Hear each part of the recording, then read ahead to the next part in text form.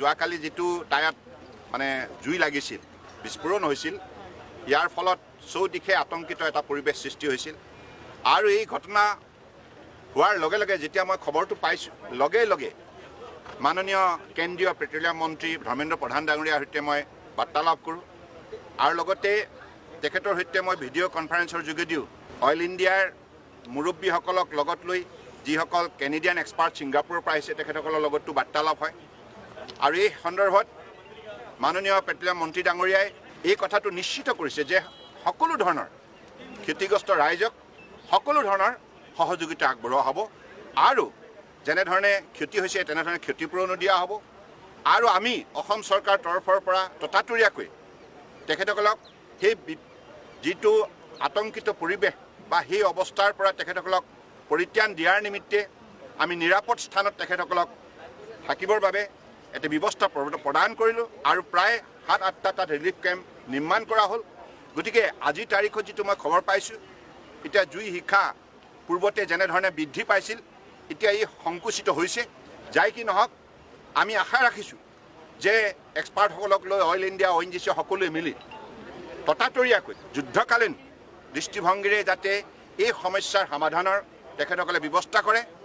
আৰু আজি যোৱাকালি লগে লগে মই গৃহমন্ত্ৰী ডাঙৰীয়াকো গোটেই বৰ্তমান পৰিস্থিতিৰ কথা তেখেতক সবিশেষ জনালোঁ। লগতে ইণ্ডিয়ান ডিফেন্স মিনিষ্টাৰ মাননীয় ৰাজনাথ সিং ডাঙৰীয়াকো তেখেতকো মই আহ্বান জনালোঁ যাতে প্ৰতিৰক্ষা বিভাগৰ তৰফৰ পৰা বায়ু সেনাই হওক বা আমাৰ পদাতিক সেনাই হওক, আৰ্মিয়ে হওক বা এয়াৰফ'ৰ্চেই হওক, তেখেতসকলকো সষ্টম কৰি ৰাখিব লাগে যাতে যেনেধৰণে সেই অঞ্চলৰ ৰাইজক আমি নিৰাপত্তা দিয়াৰ ক্ষেত্ৰত পদক্ষেপ লোৱাৰ প্ৰয়োজনীয়তা হয়, তেনেধৰণে আমি পদক্ষেপ যাতে গ্ৰহণ কৰিব পাৰোঁ ততাতৈয়াকৈ, তাৰ বাবে তেখেতকো আমি আহ্বান জনালোঁ। সকলো মন্ত্ৰীয়ে এই ক্ষেত্ৰত দৃঢ়তাৰে এই কথাটো আমাক জনাইছে যে আপোনালোকে ৰাইজক ক'ব যে আমি সকলো তেখেতসকলৰ সৈতে আছোঁ, তেখেতসকলৰ নিৰাপত্তাৰ বাবে যেনেধৰণে পদক্ষেপ কেন্দ্ৰীয় চৰকাৰে ল'ব লাগে সেই পদক্ষেপ গ্ৰহণ কৰা হ'ব। আজি পুৱাৰ ভাগতো মাননীয় প্ৰধানমন্ত্ৰী ডাঙৰীয়াক সবিশেষ গোটেই ঘটনাটো বিৱৰি ক'লোঁ। আৰু আপোনালোকে জানে যে এই ফায়াৰ যেতিয়া হৈছিল সেই মুহূৰ্ততে অইল ইণ্ডিয়া ফায়াৰ ব্ৰিগেডৰ 4গৰাকী কৰ্মচাৰী তাত কাম কৰি আছিল। 4গৰাকী তেখেতসকলে নিজৰ জীৱন বচাবৰ কাৰণে কাষত থকা পুখুৰীত জাপ দিছিল বুলি মোক জনাইছে। তাৰে 2গৰাকী তেখেতসকলে তাৰ পৰা পৰিত্ৰাণ পালে বা তেখেতসকলক তাৰ পৰা উদ্ধাৰ কৰা হ'ল, কিন্তু 2গৰাকী মিচিং হৈ আছিল, সন্ধানহীন হৈ আছিল। কিন্তু আজি পুৱাৰ ভাগত তেখেতসকলৰ মৃতদেহ পোৱা গৈছে। অত্যন্ত দুৰ্ভাগ্যজনক। 2গৰাকী অইল ইণ্ডিয়াৰ ফায়াৰ ব্ৰিগেডৰ নিৰ্ভীক, সৎ আৰু নিষ্ঠাৱান কৰ্মচাৰীয়ে আজি বৃহত্তৰ স্বাৰ্থত তেখেতসকলে আত্মবলিদান দিলে। মই তেখেতসকলক গভীৰ শ্ৰদ্ধাঞ্জলি জ্ঞাপন কৰিছোঁ আৰু তেখেতসকলৰ আত্মাৰ মই চিৰশান্তিৰ বাবে ঈশ্বৰৰ ওচৰত প্ৰাৰ্থনা জনাইছোঁ। আৰু কেন্দ্ৰীয় পেট্ৰলিয়াম মন্ত্ৰালয়ক মই বিশেষভাৱে অনুৰোধ জনাইছোঁ যে তেখেতসকলৰ পৰিয়ালক উচিত ক্ষতিপূৰণ দিব লাগে। তেখেতসকলৰ পৰিয়ালৰ প্ৰতিটো পৰিয়ালক একোজনক সংস্থাপন দিব লাগে, কাৰণ সেই 2গৰাকী কৰ্মচাৰীয়ে বৃহত্তৰ স্বাৰ্থত আত্মবলিদান দিছে।